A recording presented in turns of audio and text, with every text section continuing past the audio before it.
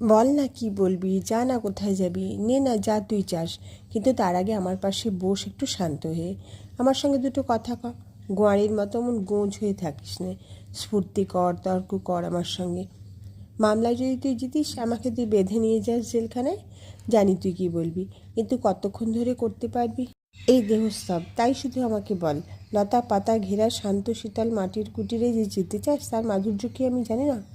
কিন্তু তার চেয়ে তাকিয়ে দেখ এই রাত্রির আকাশের দিকে, এই অবিচ্ছিন্ন অন্ধকারের দিকে, এই মহা মৌনের মধ্যে ঈশ্বরের মন্দিরটি কি বেশি রমণীয়, বেশি মোহনীয় নয়?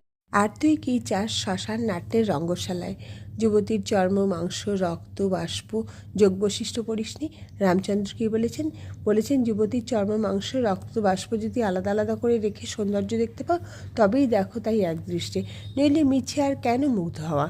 জোয়ারের জলের মতন এই যৌবন, অল্পোচ্ছ্বাসিত, অচিরস্থায়ী, কিন্তু ভুবনব্যাপী এই ঈশ্বর সিন্ধু, এই চিরকাল সমান স্রোত, অচ্ছিন্ন প্রবাহ।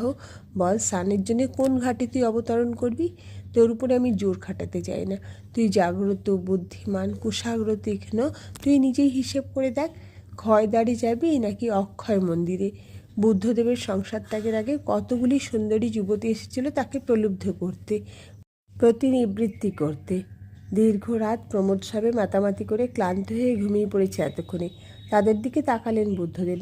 নিদ্রার বিকৃতিতে কি কুৎসিত দেখাচ্ছে মেয়েগুলোকে। বুদ্ধ দেখলেন এ তো শ্মশান, এখানে আবার প্রমোদলীলা কোথায়?